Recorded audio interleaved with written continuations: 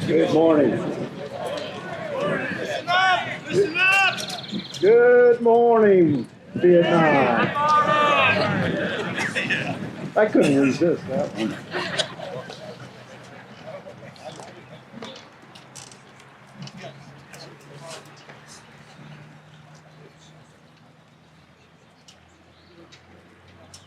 I want to welcome everybody out this morning to celebrate the end of the Vietnam War and to recognize many, many, many Vietnam veterans that are here in the group. Some of them sitting up here. Anybody, I got a couple extra chairs for anybody that wants to sit up here that's a Vietnam veteran. Okay, going once, going twice, going three times. But I want to thank everybody for coming out to welcome home these Vietnam veterans. So at this time, let's stand for the national anthem.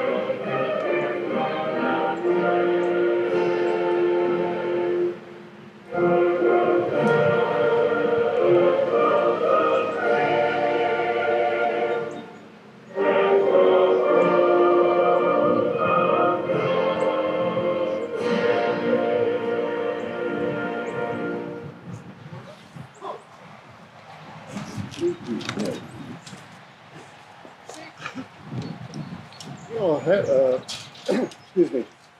Our invocation will be by a gentleman. Excuse me. His name is Ben Mock. He's been here before. He works down at the local hospital, the Piedmont Hospital. So at this time, we'll all remain standing for the invocation from Mr. Mock. Thank you. I'm actually filling in for Gerald, who I know hates missing today. Let's pray. Dear Heavenly Father, we come to you the only way we can, in that name that you've exalted above all others, the name of your Son and our Savior, Jesus Christ. Thank you for making him the Lord of hosts, the King of glory, mighty in battle, the captain of our salvation and our high priest of good things to come. We acknowledge and praise you as our fortress and our defense, our shield and deliverer, the strong tower we can run to in the day of trouble. We come on this occasion on behalf of those brave warriors who answered America's call to arms long ago to the far-off jungles of Southeast Asia. You taught their hands to war and their fingers to fight, girding them with strength for the battle. 58,000 young men laid down their lives on the field of conflict. Others went missing in action, their destiny known only to you.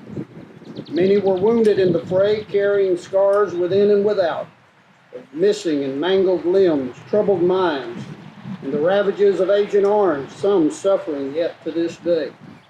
Families across our nation continue to bear the burden of that terrible war, and we ask you, as the one who is touched with the feelings of our infirmities, on behalf of our valiant veterans and their loved ones, and all who don the uniform in the service of our great nation, please grant them the healing of hearts and homes and memories, mercy and forgiveness for misdeeds, and blessings upon the precious freedom secured and defended at such a high cost. Bless those aged warriors still among us who sleep escapes them as they relive the horrors of the Battle of La Drang, the siege of Khe Sanh, the Tet Offensive, and the Battle of Hamburger Hill. May they find relief and consolation in knowing your Spirit is their wonderful counselor and that comforter that will never leave them or forsake them. As your Son came to heal the brokenhearted, to preach deliverance to the captives, and to set at liberty them that are bruised, so bring healing, solace, and deliverance to every prisoner of war. Lord, in many ways, America is as divided today as we were during Vietnam. Just as so many good soldiers are treated badly as they return to the country that sent them to fight, so we aren't doing too well in treating each other as we ought in these troubled times. Please cause us to humble ourselves and earnestly pray, and truly seek your face, and turn from our wicked ways, that you might hear from heaven and forgive our sin and heal our land. In Jesus' name we humbly ask. God bless America.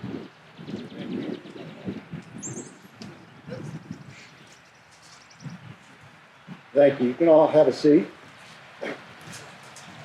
If somebody needs a chair or a seat, there's plenty of seats up here in the front row. They don't have a name on them, so feel free.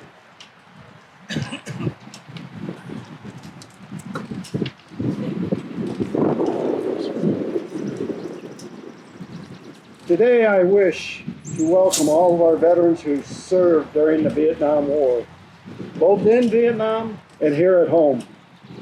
March 29th is a fitting choice for a day honoring Vietnam veterans. It was chosen to be observed in perpetuity as March 29th, 1973 was the day United States Military Assistance Command Vietnam was established, and also the day that the last U.S. combat troops departed Vietnam. In addition,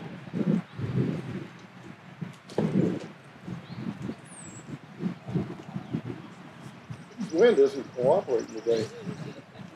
In addition, around this same day, Hanoi released the last of its acknowledged prisoners of war. I want to introduce the guests in attendance here at the Vietnam Memorial Park, home to 1,064 bricks of honor, and to my right, the original memorial recognizing 55 Pickens County veterans who served our country. My name is Michael Shea, and I am the recently elected president for the committee. We have Tom McDowell, our vice president, our treasurer and Phase 2 project manager, Frank Leist, and our secretary, Donna Bonnet, who could not be here today because of illness. I also wish to recognize Dwayne Galloway and his family, Gary Bledsoe, our bricklayer, does a lot of work here to keep this memorial looking spectacular. Also, Wayne Poole and Ken Halsley. Also want to recognize Jim Looney, our council member who is here, Kirk Rathfield, who is our current mayor of Jasper, and Tim Prater, our chief of the fire department, who's making our displays over here spectacular. You know, something I don't have in this script, but I want to do this right now. Would the firemen please come up here? Would the firemen please come up here? All of you. Please.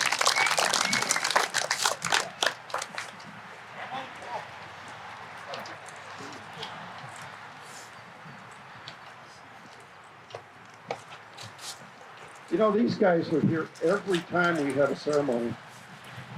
And they stay back there, you get your picture taken. But I just want them to come up and let the crowd see our finest here. And also we have the chief here.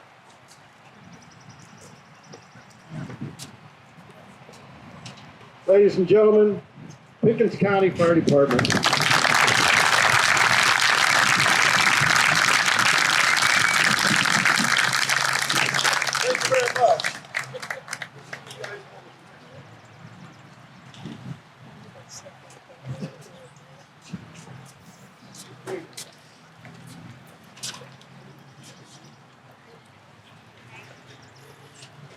JPD needs to be called out. Our guest speaker today is familiar to many veterans here today. He was born in Tampa, Florida, but spent growing up in Radford, Virginia. He joined the Army in 1987 as a combat engineer, completed airborne school at Fort Benning in 1988. In August of 1990, with less than 2 months before his EPS, he was designated as a stop loss and was deployed to Saudi Arabia, Iraq, and Kuwait to participate in Desert Shield and Desert Storm. He enrolled in community college in Virginia in 1991 and later joined the ROTC program, graduating in 1995 and receiving his regular Army commission just in time to return to Fort Benning and attend infantry officer course. Upon completion, he was off to Fort Hood. I didn't get an hoorah.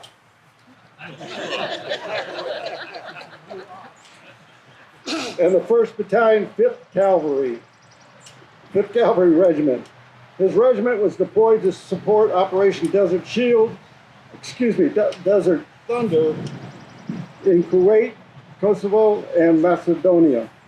He also saw deployments to Bosnia and Herzegovina in support of Operation Joint Forge. In 1999, he completed a combined arms and service staff course at Fort Leavenworth, Kansas. Then it was off to Korea for a 1-year tour. Captain Bryant completed United States Army Command and General Staff College at Fort Leavenworth, Kansas. During the same period, he received his MBA. In 2012, being selected as the Brigade Operations Officer for the 160th Signal Brigade in Kuwait, deploying multiple times to Afghanistan and Iraq in support of OEF and OIF. This has been a very brief summary of Lieutenant Colonel Bryant's career and assignments after 28 years, he retired. His awards include, in no particular order, his Bronze Star, Defense Meritorious Service Medal, Meritorious Service Medal with 4-leaf clusters, the Army Commendation Medal with 4 oak leaf clusters, Joint Service Achievement Medal, Army Achievement Medal, National Defense Service Medal with 2 Bronze Stars, the Armed Forces Expeditionary Medal, 2 Bronze Stars, Southwest Asia Service Medal with 3 Bronze Stars, Afghanistan Campaign Medal, the Iraq Campaign Medal with 2 Bronze Stars, Global War on Terrorism, and Service Medal, the Liberation Medal of Saudi Arabia, Kuwait Liberation Medal, the Expert Infantry Badge, and his Parachute Badge. He's married to Jean Thorne, a Buckeye, and their 3 children. They are Elena, a Proud Girls State graduate, is currently attending the Citadel in South Carolina, and is back there currently in Virginia studying and could not attend today with her family. Hunter, who's sitting to my right over here, is a proud graduate of Boise State, is a senior at Pickens High School, and Braden currently is an 8th grader at Pickens Junior High School.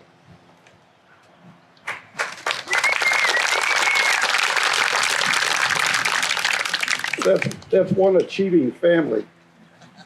Lieutenant Colonel Bryant and his family are residents of Talking Rock, and they serve their community as the mayor of Talking Rock. Ladies and gentlemen, it is my honor to introduce our guest speaker on this solemn day, the Honorable Lieutenant Colonel retired James W. Bryant Jr.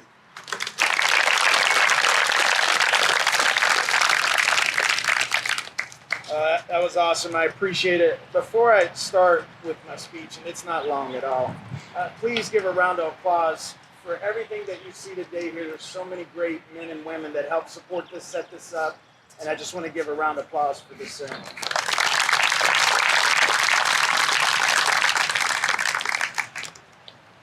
I was asked a month ago to speak here, and I was first very humbled and very appreciative of this opportunity. So the things that I say come from my heart. They explain a lot of things, and you'll understand it as I do it. So I appreciate it. Good morning, ladies and gentlemen, distinguished guests, members of all the American Legions and VFWs across the world, but most importantly, the Vietnam veterans. I want you to take a few seconds to look around because there's a lot of them here today. The thing about it is, there's a lot of Vietnam veterans across the United States and globally, in all these small towns and cities. You walk past them in grocery stores and the hospital, you'd never know that they were Vietnam veterans. But today, they're becoming the forefront because, unfortunately, the great battles of our past, World War II, World War I, Korean, those folks are no longer here. The Vietnam veterans are the last remaining of the great wars that we've had, and it's our responsibility to acknowledge and thank them every chance we get. I want to thank you for this opportunity to speak with you this morning. When I was asked to speak, I immediately became humbled and honored, but also a little nervous about speaking about an amazing group of men and women who fought a war at the same time that I was born. A little bit about myself. I was born in 1968. As Michael said, I was raised in a very rural part of Southwest Virginia in a town called Radford. I grew up blue collar. My mom was a single parent. I had two younger brothers. She worked 38 years in a textile mill. At the time, it was called Burlington Textile Mill. Eventually, in the 90s, it was sold to Mexico. Several of my friends' fathers and mothers lost their jobs. It's another conversation for later. But my mom instilled as much as she could, raising three boys and living paycheck to paycheck. And everybody gets that feeling back in the 70s, early 80s, sort of about the time that it was now. Inflation was high. If you remember, a lot of people here I know was working and living paycheck to paycheck. Well, that's how I grew up, right? Growing up, I had several friends who had parents who served in Vietnam War. And so two things happened from that. One, maybe I was too naive or too young to pay attention, but I've talked to my dad recently, and back in those days, early mid-70s, when guys were coming back and women were coming back, it wasn't talked a lot. And I never remember my dad talking about being in the Navy, not once. And I didn't know he was in the Vietnam War until I was probably 17, 18 years old. And I still didn't understand, and I still didn't appreciate the sacrifices that he made. Being retired from the Army and a bit of a military history nut, I've always reflected about the wars of the past. Even though they are different in so many ways, the common denominator is the men and women who served in those battles. There's no difference. If you think about it, a 19-year-old in World War II is no different from the Korean War, Vietnam War. It's just a different time and space, a different small town, but the same thought processes, the same individuals. Their core beliefs, who they are, is basically the same. I often imagine what it would be like to be an 18-year-old. I get a little tore up when I talk about this, but an 18-year-old on the beach in Normandy. Take a second. You have a bad day because you have a flat tire. But can you imagine what it would have been like being an 18-year-old in a U-boat?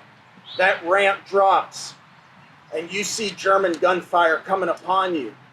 You've seen it in movies, you've seen it in documentaries, but to be there, to see it, to live it in the battles that we had in Vietnam and other great wars, until you've been there, you will never know. Nothing will ever describe it. But take a second just to think about those things. When I was an infantry officer at Fort Benning, I had the honor to meet Colonel Al Moore, and he commanded it during the Battle of Lilac Drain Valley in 1965. I was a young lieutenant. I was a combat engineer in Desert Storm, had a 1st Cav combat badge, but I also was going back to Fort Hood as an infantry officer, so I had another combat patch, or as you were, a 1st Cav patch. And he looked at me and he goes, "Cav sandwich." And he walked up to me. I started shaking because it was pretty amazing to meet this man, and he was thanking me, and I was like, thanking me for what? All the things that he went through and the men that went through that battle. It was very, very tearful moment. But I think about those sacrifices and all those battles, and there's too many to mention. but think about those at that time. Because of this, I'd like to take a moment to reflect on 3 simple words. They're simple, but they're powerful. Duty, honor, and commitment. How many times have you heard it? 1,000 times.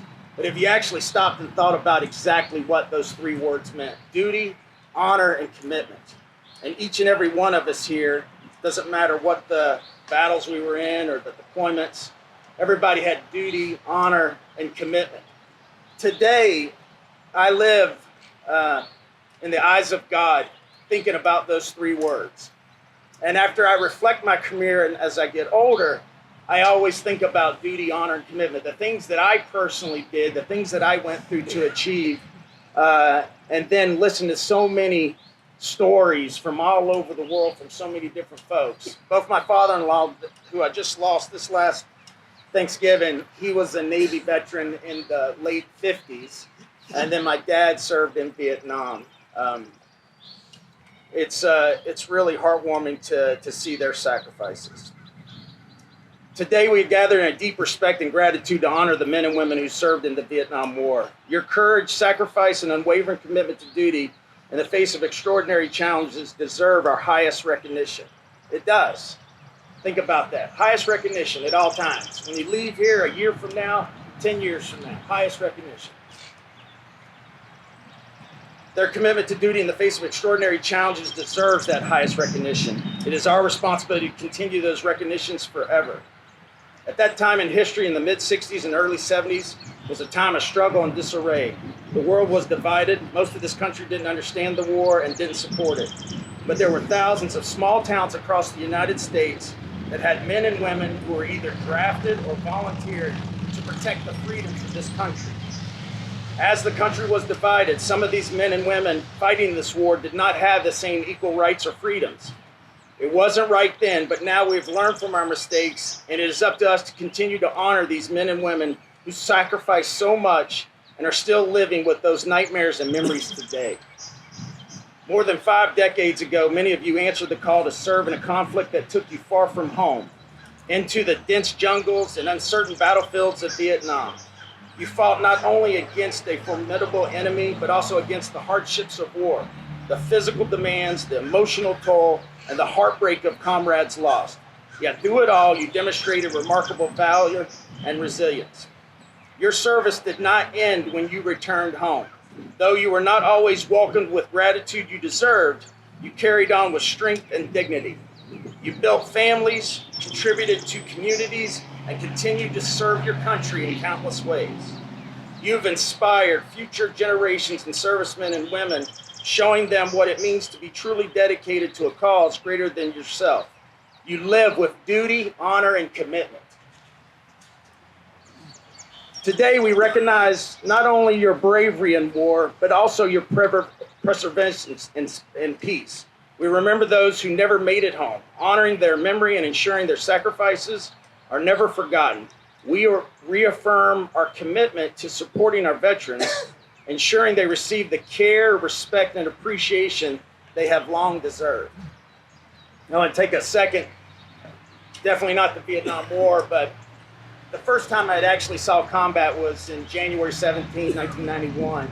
I was a combat engineer, and we were in Al-Bataan, which is a neutral zone between Saudi Arabia and Iraq. It's about 10 miles off the Euphrates River. That previous January, I was eligible to go to the E5 Sergeant's Board, and they had a GPM medium tent out in the middle of the desert. It was 9,000 degrees, and inside that thing it was 10,000 degrees. But there were several soldiers, and there was this one guy in particular. His name was Ronald Randulzer. He is from East Point, Maryland. Now, I had known him in passing. We weren't friends, but I had seen him in so many different locations. We had talked before. I'd seen him in the chow hall, but I knew who he was. He was at that same E5 board. We both made E5 after that board, and he was immediately shipped down to be in charge of one of the combat units as a squad leader. 17 days later, he was cut in half by an Iraqi RPG. I had found out later that afternoon when I saw the KIA and injury reports, and I just kept thinking about, oh my God, I just remember speaking to him a month ago at the board, and I had seen him so many times previous to that, and that was over 30 years ago. And today I still think about him like it was yesterday, you know. And he never had a chance to have a family, never had a chance to grow old, never had a chance to have a job outside the military. So I took it my personal oath to remember him every single day. What a small world. Years later, when I was back as an infantry officer back at Fort Hood, I was in 1-5 Cav as an infantry officer, and our conference room is named after him because he was in 1-5 at that time. And there's a write-up about him and stuff. And to see that in real life, it really reflects of who I am as a person and the sacrifices that people made. And that's just a little sacrifice compared to all the things that you've seen in other wars, but that affected me personally. So I just wanted to be known that who he was and what his name was and what he represented, that you could hear that today. So thank you. It is important to acknowledge the unique challenges Vietnam veterans face, both on the battlefield and upon returning home. Many of you bore the physical wounds of war, while others carried the invisible scars of combat. Yet despite these hardships, you have remained standfast, demonstrating true strength of the American spirit. Talk about invisible scars. Well, I will tell you, again, going back talking to my dad recently, my dad was terrified. He was graduated high school in '66, was terrified about being drafted in the Army. So his smart idea was like, hey, I'm going to go join the Navy because they couldn't go in the jungles. He ended up doing 2 tours in Vietnam. And so it's interesting in that time. And I said, you know, what was it like? And he goes, anybody our age at that time was getting in the military, either drafted or volunteered. And, he did what he did. And just recently, my dad has been diagnosed with several issues, 3 different types of cancers, one related to Agent Orange.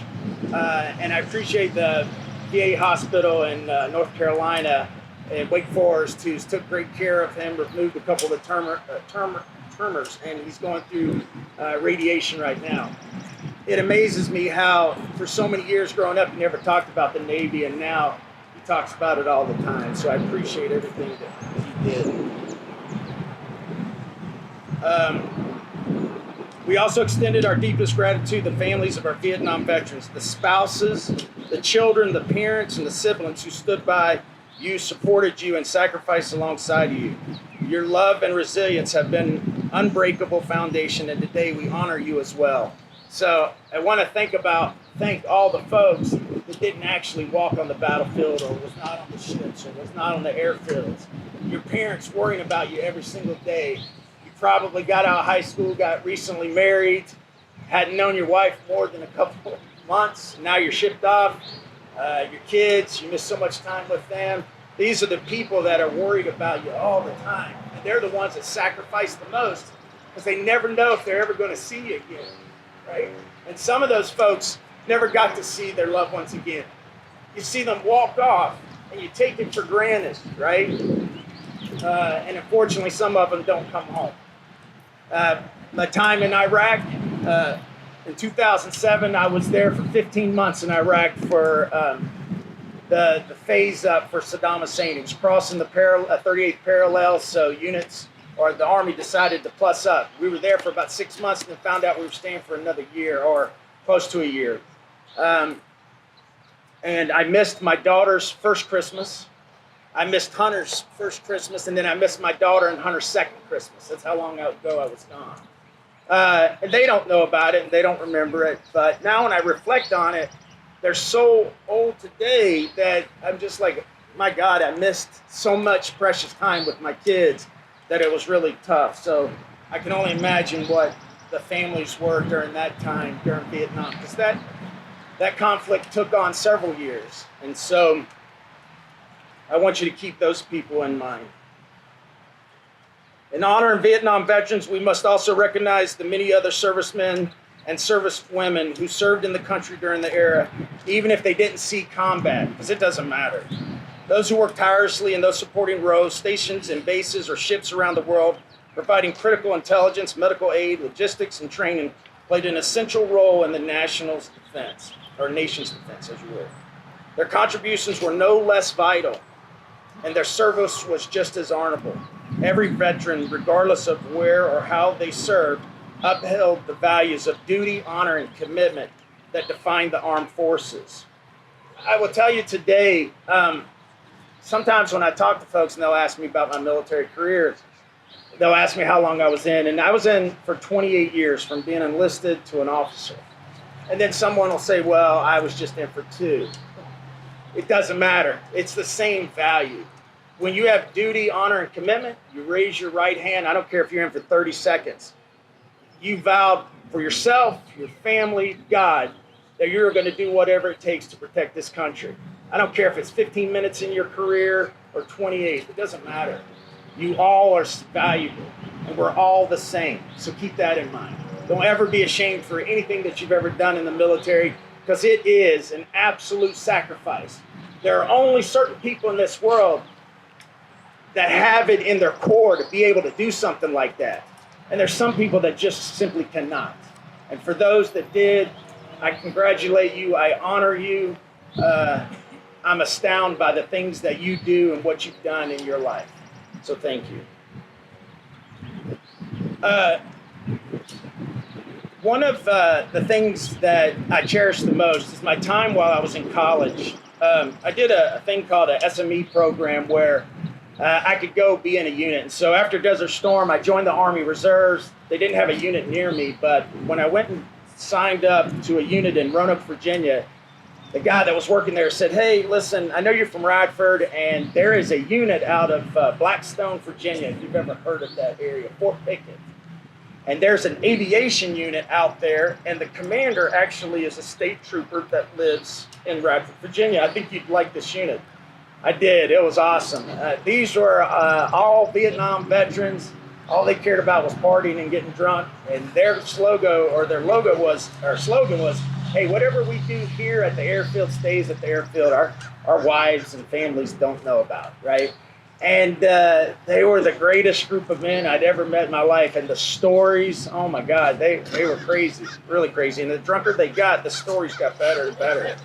And I had a blast just listening to these guys. It was awesome.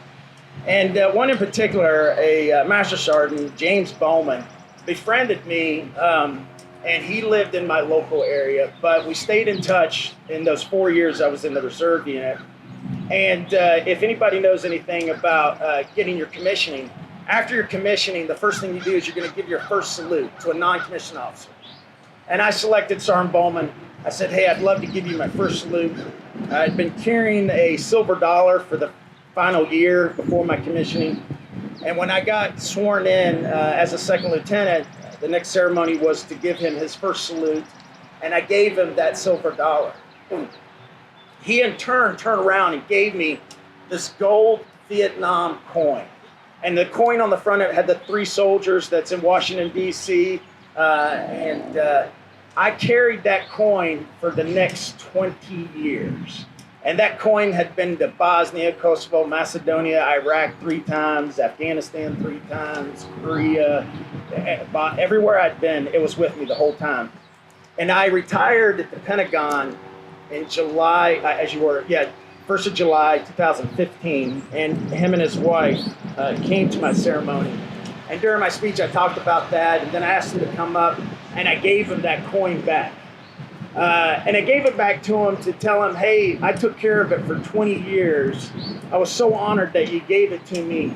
I want you to have it back because I'm just as honored for you as you are for me. And he started crying. And if you've ever seen a grown man cry, it breaks you to your knees. But he didn't hold back. And he is still with us today. He's still an old fart, and I love him to death. And I love going back and telling war stories. So he was super proud of me, and I was more proud than him. So our friendship and our camaraderie meant the world to me. Thank you for letting me explain that. Let us also remember and honor our Vietnam veterans, and not just about the words spoken today, but about actions taken every day. It is our duty as a nation to ensure that you receive the medical care, benefits, and opportunities you have rightfully earned. It is our duty to educate future generations about your service, ensuring that your history never forgets your sacrifice and commitment. To our Vietnam veterans, thank you. Thank you for your service, your sacrifice, and your enduring spirit. And all to the veterans who served in any capacity, we extend our heartfelt gratitude. Your dedication, whether in battle or in support, has strengthened our nation. May this day serve as a reminder that your nation stands with you, honors you, and will always be grateful to you. Never forget duty, honor, and commitment. Once again, thank you for your service. Welcome home. May God bless you, America, and may God bless you. Thank you very much.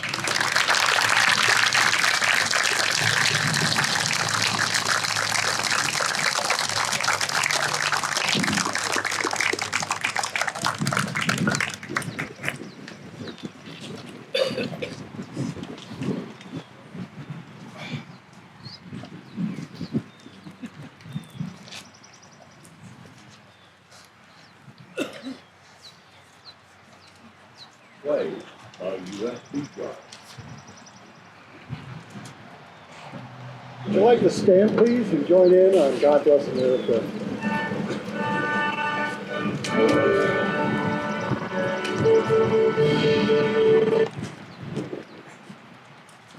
Sorry.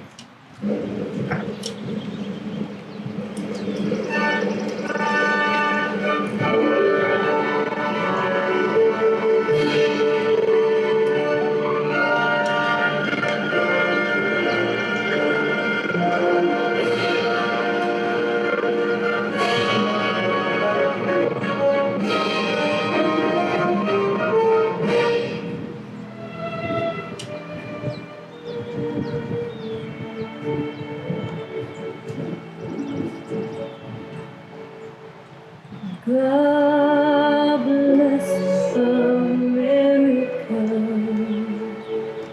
land that I love. Stand beside her and guide her through the night with the light from above. From the mountains to the prairies, to the oceans, wide with fire.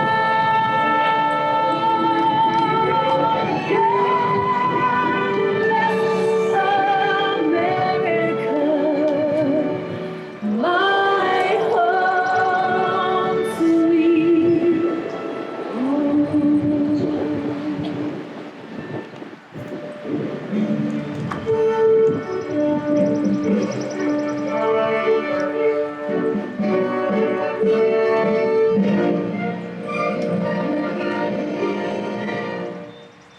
God bless America,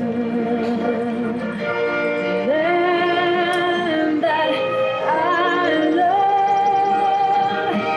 Stand beside her and guide her through the night with the light from above. From the mountains to the prairies, to the oceans, wide with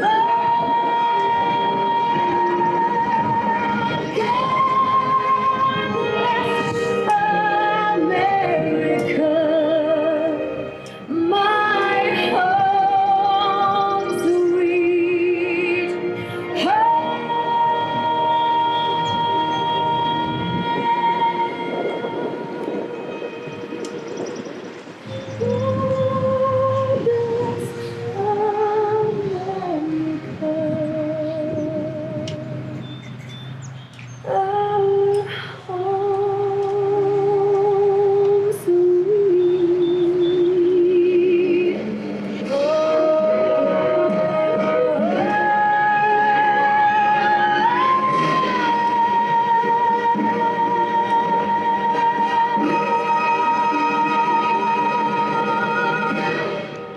Bluetooth mode.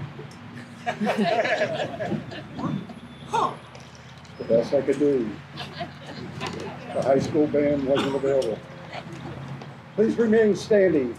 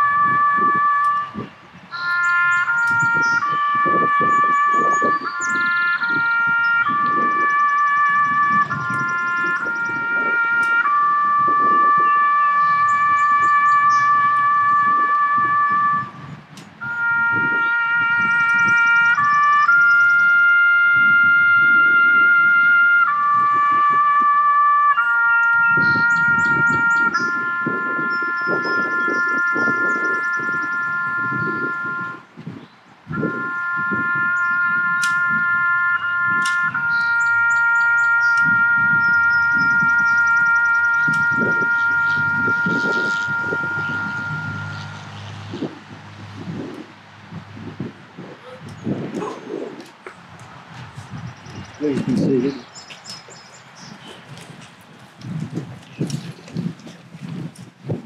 I want to thank Mr. Bryant for coming out and speaking. And I personally can reflect on a lot of things that he had to say, especially family sacrifice that every veteran goes through with their family. I would also like to introduce somebody that was very instrumental in the building of phase 2 of this memorial park.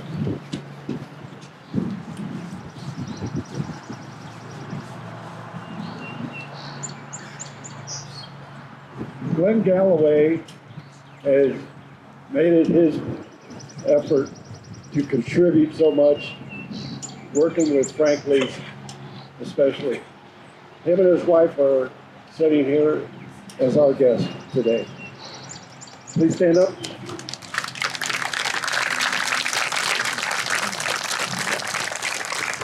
It's a long list of achievements that he has contributed to the making of this portion of the memorial here.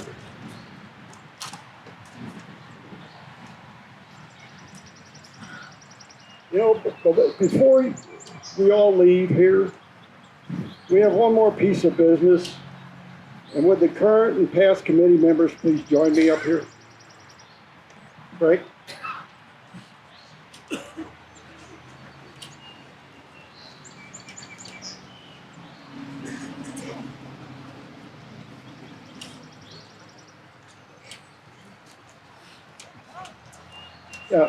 Yeah, we could include anybody that has picked a weed.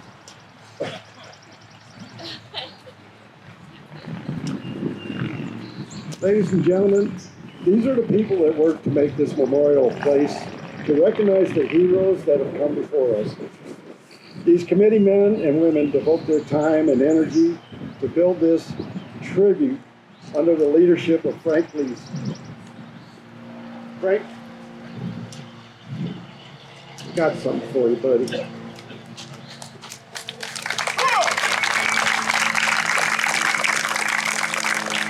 Frank, on behalf of the membership of your many colleagues here, they want to recognize your tireless work on this memorial with this plaque.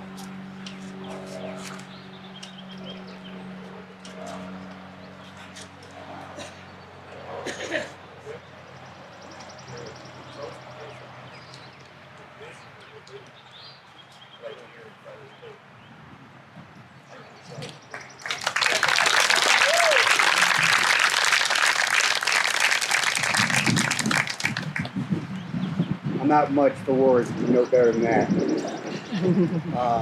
I've been part of this organization for over 5 years. I started at the hospital as the HR manager. Got asked by one of my favorite best brother, Wayne Poor, and Ron, who were thinking of this park. Went to the city and said, hey, we'd like to build a Veterans Memorial Park. And the mayor, the former mayor, Weaver, came here. They walked up the top of that hill up there and said, hey, this will be a good spot. And then when he looked at it, said, no, it's too small. Come on over here. And he had dedicated the whole area that we're sitting right now, from here to 53, for the Veterans Memorial Parks, to build whatever's necessary. And we started. John Trumbull, who's no longer with us, we've honored him back here. Ray Smith, who was the idea man for the bricks of honor that you're seeing here. He mentioned how many bricks we have here. We were told 50 bricks will only be donated. We have 1,036 bricks of honor that sit here. And thanks to Gary Bledsoe, who's sitting back there, my brick man, chairman, him and I will get a donation of the brick. Him and I will bring the brick out here, and we place these bricks out here. If you're not aware of the 1,036 bricks, we have our first K-9 brick out here. He served in Afghanistan with the 75th Rangers and was down at Fort Benning. And after 2 tours, they had recruited him at the Sheriff's Department. And he came up here and was a K-9 dog. He passed away, and Ron grabbed a hold of me one day and said, hey, you know, they're having a little service over there for this K-9 dog, and told me the background. So we honored that dog, and he sits out here to my right. So we care, we really care. It's about those veterans who served presently, served in the past, and have served in the future. We also were very honored several years ago. You're well aware of what happened in Afghanistan, those 13 that we lost. And we also honor them. They're out here also. So that's what this is about. And then when we talked about phase 2, John Trumbull was going to do it. Start picking it up and said, hey, I got an idea. Let's go ahead and move the monument that's in front of the courthouse, if you're familiar with it. There it is right there. For years, that monument was the focus place where all veterans events happen, like we're having today. That's what was happening. And so there are 55 veterans who died for this, for World War I, World War II, the Korean War, Vietnam, and then we have David Collins on that monument. So he had suggested, hey, let's move it over here and let's honor them. And that's what started 3 years ago when I was selected and said, hey, we're going to volunteer you. We want you to be the project manager. Can you put this thing together? I had no clue. And we started. And so fundraising went on. This city, this county, this mayor, all of them, from the Jasper city and the Pickens County government, all supported us trying to get this together. And we're just about done. We are just about done after 3 years that we're going to honor these gentlemen that are out here. And it will be phase 2. I'm not sure if I'll be around for phase 3 because there is a phase 3. And I'll let Michael Shea take care of that. But they're talking about a piece of equipment that we plan to have back here. And that'll complete this park. So thank you. It's been an honor, a privilege to do what I'm doing. Because in my 22 years of service, that's all I cared about. I'll always remember, Colonel, is the mission and the welfare of those troops. And that's what this park is about. The mission and the welfare of these veterans that are here. So thank you. This is more than an honor. I wasn't expecting it. You got me. You got me.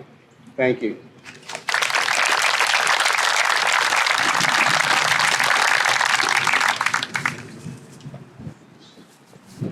This is a great guy. For those that don't know him, get to know him. Ladies and gentlemen, this concludes our ceremony today. thank you very much for coming out and making this a great event.